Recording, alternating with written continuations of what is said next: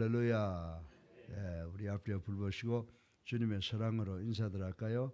사랑합니다. 예, 사랑합니다. 주님의 이름으로 사랑합니다. 오늘 이곳에 모여서 새벽 기도를 드리는 우리 성도님들과 또 가정의 지방의 해외에서 드리는 모든 분들에게 하나님의 축복이 함께 하시기를 주님의 이름으로 축원합니다. 여러분들이 저와 똑같이 생각하고 있는지 동감하고 있는지는 모르겠습니다만은 어릴 때 저희들 시골서 자라났거든요. 그러니까 7살 이후에 6.25가 지나고 난 다음에 제가 살았던 것이 이모댁인데 대구 군위군이라고 하는 곳에 가서 살았는데 해만 지면 거기는 전기가 없잖아요. 그래서 어디를 봐요? 하늘을 바라본단 말입니다. 하늘을 바라보면 참 날이 좋은 날 별도 반짝거리고 또 달도 떠서 환하게 비춰주는 그런 것을 어릴 때 멍석을 깔아놓고 거기에서 이종 사촌들과 누워서 하늘을 봤던 적이 있습니다. 그때 그 하늘을 바라보면요, 그 별들이 있던 위치는 그대로 있잖아요. 항상 변하지 않고 있고 또 학교 가서 아주 1학년 때 듣던 이야기가 있잖아요. 우리가 하루에 별들이 움직이고 또 한 달에 움직이고 1년에 움직이고 자전이 있고 공전이 있고 이런 것을 이렇게 배우면서 참 이상하다. 어떻게 저들이 충돌이 일어나지 않고 저렇게 잘 질서정연하게 들어가고 있을까라고 하는 것을 생각을 해봤던 적이 있습니다. 그런데 또 성경을 읽어보면서 저희들이 배울 수 있는 것은 뭐냐면 정말 이 별들이 그 수많은 별들이 있으면서도 충돌이 일어나지 않고 잘 돌아갈 수 있도록 한 것, 이것을 가리켜서 우리가 우주의 법칙이라고 하는데 정말 이게 언제부터 생겨졌는지 모르지만은 충돌이 없이 이것이 잘 돌아간다. 각자 자기의 위치에서 자기의 궤도를 돌면서 빛을 발휘해서 우리에게 비춰주고 있다라고 하는 것을 생각해 보면 참 이상하다라고 하는 생각을 해 보았습니다. 그리고 그것을 느껴보면서 이제 성장하면서 느낀 것이 뭐냐면 이 대자연을 조정하는 그런 어떤 존재, 그런 분이 계시는가 보다라고 하는 것을 인정하지 않을 수가 없었던 때가 있었습니다. 사랑하는 성도 여러분, 또한 우리가 역사 속에서 이제 철이 들어서 역사를 이렇게 돌이켜보면 역사 속에서 수많은 대제국들이 나타났다가 그리고 또 그들과 더불어 수많은 영웅들의 흥망성쇠를 이렇게 살펴보면서 역사 이면에 누군가가 이 역사의 흐름을 조정하고 있구나라고 하는 것을 인정하지 않을 수가 없었을 때가 많이 있었습니다. 그렇습니다. 인생을 포함한 세상 만사를 다스리는 그 누군가가 분명히 존재한다고 하는 것을 이제 우리는 확실히 믿습니다. 사도행전 17장 25절로 26절에 보면 바로 그분이 누구라고 말씀하셨어요. 하나님이시라고 선포하신 것을 우리는 알 수가 있습니다. 그런데 이러한 하나님의 다스림이 역사의 수레바퀴를 돌리는 근원적인 힘임에도 불구하고 그 하나님을 믿는 우리에게 어떻습니까? 만사 형통만 좋은 일만 허락되는 것이 아니라 때로는 질병으로, 때로는 개인과 가정과 직장과 사업의 문제로, 때로는 전쟁으로, 때로는 질병으로 우리를 좌절하게 만들고 낙심하게 만들고 그런 원인을 제공하는 환난을 만나게 하는 것을 우리는 경험하면서 이 세상을 살아간다라고 하는 것입니다. 이런 것들을 생각해보면서 여러분 모두도 저와 똑같은 생각을 가질 것이라고 생각합니다. 하나님이 살아계신다고 그러면서 왜 우리들에게 이런 어려움, 이런 좌절과 낙심할 수밖에 없는 환난을 주실까라고 하는 것에 대해서 아마 관심 내지는 의심을 갖는 경우가 많이 있을 것이라고 저는 생각을 합니다. 오늘 아침에 제가 이 말씀을 읽으면서 또 한 번 확인한 것은 뭐냐면 하나님께서 우리에게 때로는 좌절하고 때로는 낙심하고 또 어려움을 느껴서 몸부림칠 수 없는 밖에 없는 그런 환난을 만나게 하는 데는 어떤 목적이 있을 것이다 라고 하는 것을 생각을 해 보았습니다. 그래서 오늘 이 본문을 통해서 이 문제를 우리 나름대로 한번 해석해보고 해결할까를 생각해보고 오늘 우리 이 모든 말씀을 통해서 함께 은혜 받는 시간 되시기를 주님의 이름으로 축원합니다. 하나님께서 왜 우리에게 이런 어려움, 환난을 주실까라고 하는 것을 오늘 본문의 말씀을 읽어보니까 거기에 해답이 다 나와 있는 것을 볼 수가 있습니다. 첫 번째로 하나님을 아버지로 믿는 자들, 다시 말해서 성도들이 당하는 이 시련의 목적이 무엇입니까? 이 시련은 바로 우리들을 하나님의 자녀로 올바르게 양육시키기 위한 훈련이다. 우리 기독교적으로 표현한다면 연단이다 라고 생각을 해볼 수 있다고 말씀을 드리는 것입니다. 하나님께서는 이스라엘 백성에게 제일 축복, 한 번 주신 축복 영원히 변치 않은데 그 축복이 뭐예요? 가나안이라고 하는 젖과 꿀이 흐르는 이 축복의 땅을 주시겠다고 약속을 하셨죠. 그리고 난 이후에 이스라엘 백성들이 잘못해서 애굽에서 430년 동안 종노릇 하고 있었는데 하나님께서는 걸출한 지도자 모세라고 하는 사람을 통해서 그 이스라엘 백성들을 애굽에서 출애굽시킨 사건을 우린 잘 알고 있다라고 하는 것입니다. 그런데 정말 아이러니컬하게도 이스라엘 백성들을 금방 애굽에서 가나안으로 옮기신 게 아니잖아요. 하나님께서 어떻게 하셨습니까? 곧장 이스라엘 백성들을 가나안 땅으로 인도해 드리지 않으시고 정말 괴롭고 힘든 광야 생활을 그것도 무려 몇 년이나 했어요. 40년 동안이나 경험하게 하신 것을 우리는 볼 수가 있습니다. 그런데 이 사실상 광야 40년의 생활이 행복한 시절이었습니까? 아니라는 거 우리 잘 알잖아요. 고통과 고난의 삶이 분명했다라고 말씀을 드릴 수가 있습니다. 여러분들, 그러면 왜 하나님께서 당신이 그토록 사랑하시는 택한 백성 선민을 그렇게 고통스러운 곳으로 돌렸느냐라고 하는 것에 대해서 의심이 생기지 않을 수가 없는 것입니다. 여러분들, 여기에서 성경을 처음부터 끝까지 바라보면요, 한 가지 이유밖에 없어요. 그 한 가지 이유가 뭡니까? 이스라엘 백성으로 하여금 이 험난한 길을 걷게 하는 그런 좌절과 낙심과 고통을 느낄 수밖에 없는 그런 환난을 주신 이유가 목적이 무엇이냐? 딱 한 가지밖에 없다는 것입니다. 하나님께서 이스라엘 백성들을 당신의 자녀로 훈련시키기 위한 그런 연단의 장이었다라고 하는 해답을 얻을 수밖에 없다라고 하는 것입니다. 본문에서 하나님은 광야 40년 생활의 목적을 2절을 보시면 뭐라고 말씀하셨어요? 너를 낮추시며 너를 시험하사라고 하는 말씀으로 분명히 당신의 그 목적을 밝히신 것을 우리는 여기에서 발견할 수가 있다라고 하는 것입니다. 다시 말씀드려서 하나님께서는 이스라엘 백성들이 광야 생활의 고통을 통하여 저들의 자만, 저들의 교만을 제하시고 겸손하고 더 나아가서 거룩한 하나님의 백성으로 성장시키려고 하는 목적이 있었다고 하는 사실을 우리는 깨달아야 되는 줄로 믿으시기를 주님의 이름으로 축원합니다. 자, 그러면 사랑하는 예수님께 성도 여러분, 현대를 살아가는 우리 성도들의 삶은 어떻습니까? 우리들의 삶은 평안합니까? 복됩니까?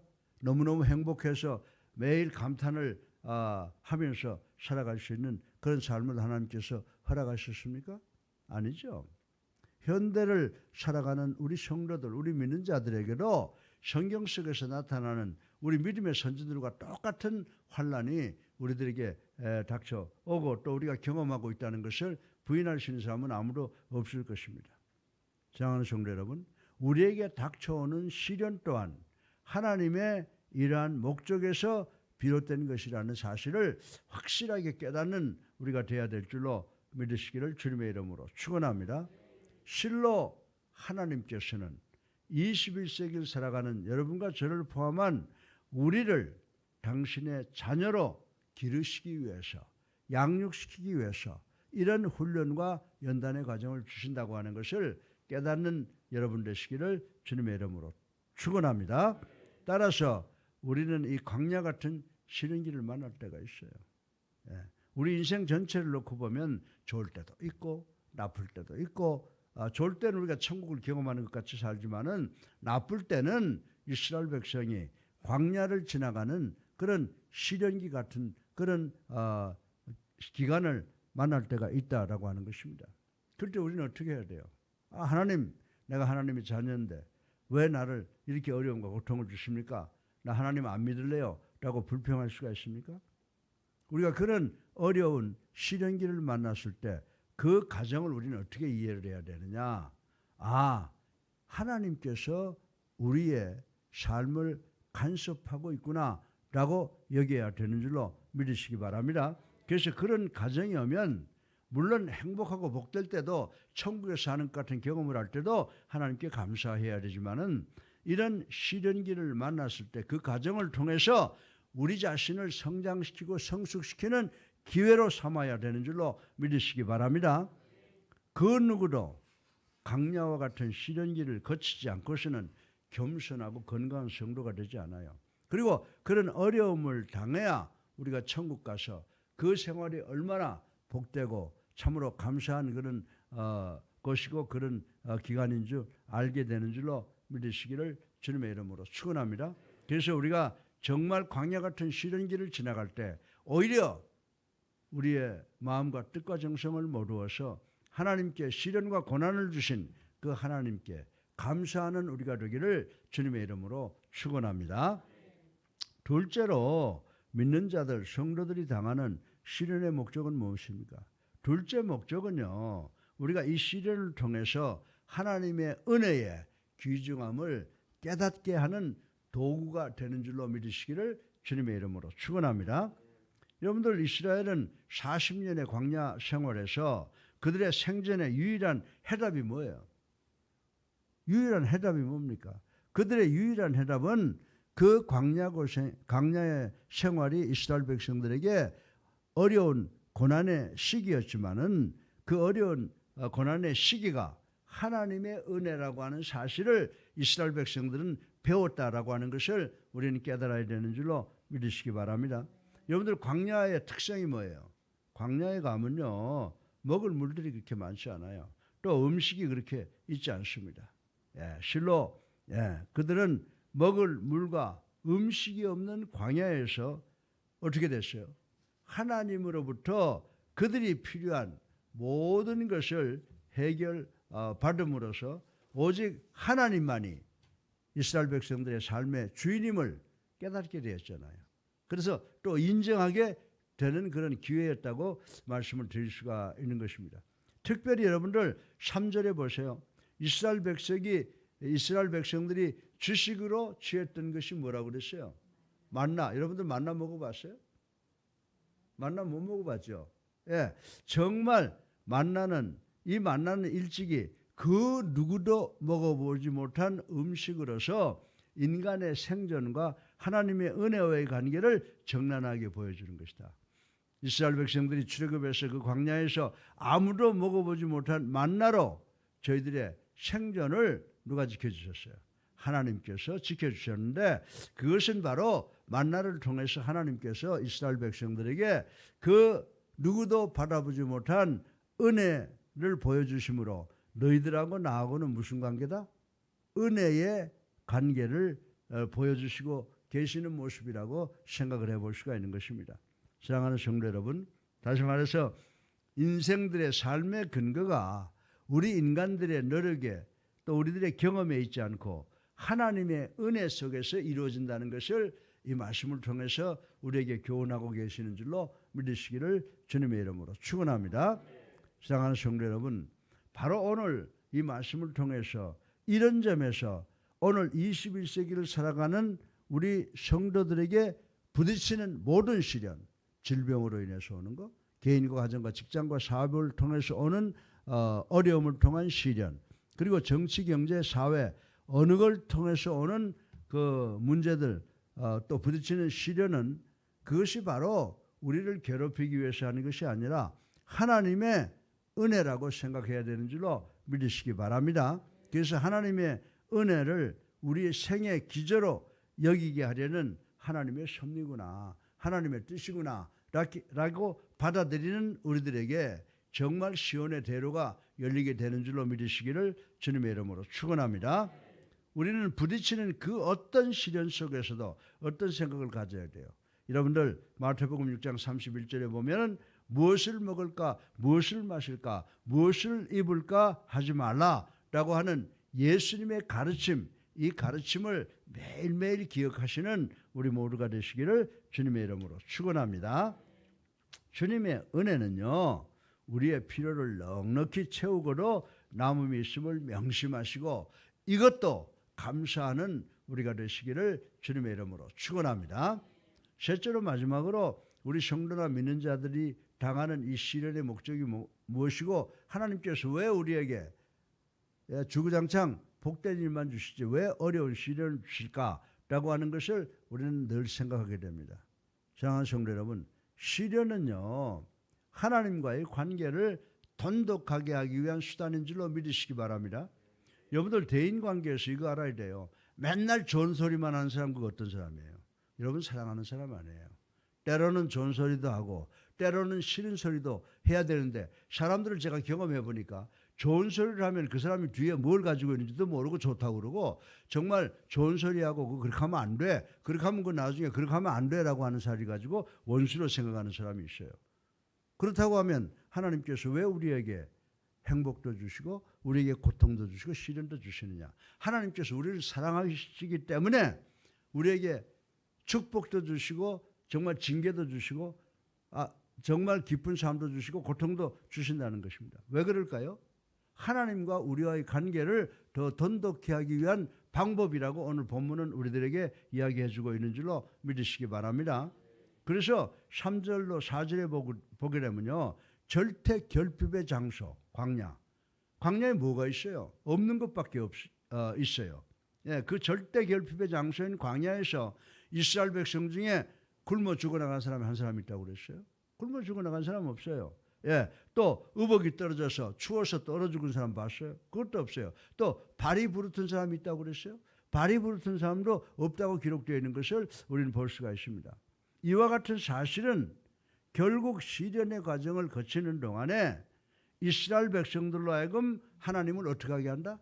더 믿게 하고 더 사모하게 하기 위한 하나님의 지극하신 배려라고 우리는 이해할 수밖에 없다고 저는 여러분들에게 말씀을 드리는 것입니다.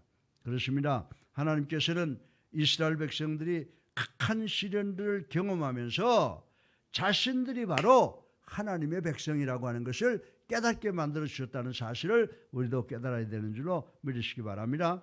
그래서 5절에 보니까 그 고통이 지난 후에 이스라엘 백성들이 뭘 자각했다고 그랬어요? 자기들이 하나님의 아들, 딸들임을 자각하기를 원했다라고 하는 말씀이 5절에 기록되어 있는 것을 우리는 볼 수가 있습니다. 사랑하는 성도 여러분, 하나님께서 21세기를 살아가는 여러분과 나를 포함한 우리 성도들도 때로는 평안하고 복된 행복한 삶으로 인도하기도 하시지만은 때로는 고통과 질곡의 현장으로 이끌어 가실 때도 많이 있다는 사실을 우리는 알고 있습니다. 왜 그렇습니까? 하나님께서는 이렇게 하심으로 하나님께서 사랑하는 자들에게 시련을 주시는 것은 그들을 미워하시기 때문이 아니라 그들을 더욱 성숙한 인격으로 만드시며 그들로 하여금 하나님을 아버지로 더욱 의지하게 하시고 그리고 아버지가 자식에게 베푸는 그런 은혜, 하나님의 은혜를 더욱 사모하게 만들게 하시기 위한 목적이 있었다고 하는 것을 우리는 깨달아야 되는 줄로 믿으시기를 주님의 이름으로 축원합니다. 그래서 5절을 보세요. 마치 아들을 지극히 사랑하는 아버지가 그 아들에게 매를 드듯 이라고 하는 말씀이 기록되어 있는 것을 우리는 읽어볼 수가 있습니다. 그러므로 21세기를 살아가는 우리 성도들은 시련당할 때 그 시련을 통한 하나님의 뜨거운 사랑을 읽을 줄 아는, 이해할 줄 아는 성숙한 그리스도인들이 되시기를 주님의 이름으로 축원합니다. 오늘 본문이 뭐라고 지금 교훈하고 있죠? 성도 믿는 자들이 당하는 어려움과 그 시련이 목적이 뭐라고 그랬어요? 먼저 하나님의 자녀들을 양육하는 것이다. 두 번째로 하나님의 은혜의 귀함을 깨닫게 하시기 위함이다. 셋째로 하나님과의 관계를 더욱더 돈독하게 하기 위함이다 라고 하는 것을 아시고, 우리도 이 21세기를 살아가면서 우리가 어디에 살든지, 대한민국에 살든지, 해외 미국에 살든지, 브라질에 살든지, 태국, 인도네시아에 살든지, 어디에 살든지 우리를 교육시키기 위해서, 우리를 사랑하기 때문에, 우리가 하나님의 자녀라고 하는 것을 깨닫게 하기 위해서 우리에게 때로는 행복도 주시지만 시련과 고난을 주신다고 하는 것을 감사함으로 받아들여서 우리가 천국의 소망을 가지고 천국에 들어가서 하나님과 영생복락을 누리는 우리가 된다고 하는 사실을 확실히 믿는 우리 모두가 되시기를 주님의 이름으로 축원합니다. 사랑이 많으신 아버지 하나님, 찬양과 영광과 존귀를 올리고 회개하고 감사합니다. 오늘도 짧은 말씀을 통해서 하나님과 저희들의 관계, 또 하나님이 우리를 얼마나 사랑하는가라고 하는 것을 깨닫게 되었습니다. 하나님께서 우리에게 시련 주실 때가 있습니다. 고통 주실 때가 있습니다. 그것은 우리들로 하여금 아버지 잘 하나님의 자녀로서 양육하기 위함임을 깨달았습니다. 하나님의 은혜의 귀중함을 깨닫게 하기 위함임을 알았습니다. 또 하나님과 우리의 관계를 돈독하게 하기 위함이라고 하는 것을 알았습니다. 감사합니다. 아버지 하나님, 저희들 하나님의 자녀로 이 세상 복되게 그리고 당당하게 살아갈 수 있는 우리가 될 수 있도록 축복하여 주시옵소서. 아멘. 예수 그리스도 이름으로 감사하며 기도드렸사옵나이다. 아멘. 할렐루야. 네, 우리 앞뒤에 불 보시고 사랑합니다. 감사합니다. 하나님이 우리의 아버지임을 감사합니다. 인사드리시기 바랍니다. 하나님이 우리의 아버지임을 감사합니다. 예, 이제 우리 다 같이 336장 부르시고 난 후에 기도하는 시간을 갖겠습니다. 336장입니다. 예.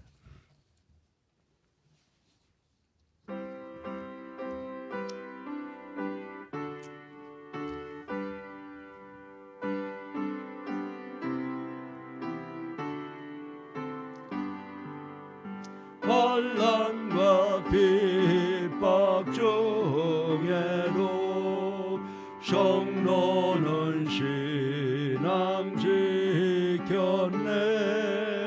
이 신앙 생각할 때에 기쁨이 충만하도다. 성도의 신앙 따라서 죽도록 충성하겠네. 옥중에 매인 성도나 양심은 자유 얻었네. 우리도 고난 받으면 죽어도 영광되도다. 성도의 신앙 따라서 죽도록 충성하겠네. 성도의 신앙 본받아 원수도 사랑하겠네. 인자한 언어 행실로 이 신앙 선포하리라. 성도의 신앙 따라서 죽도록 충성하겠네.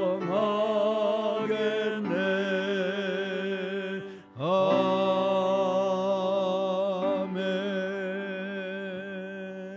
주여 세 번 하고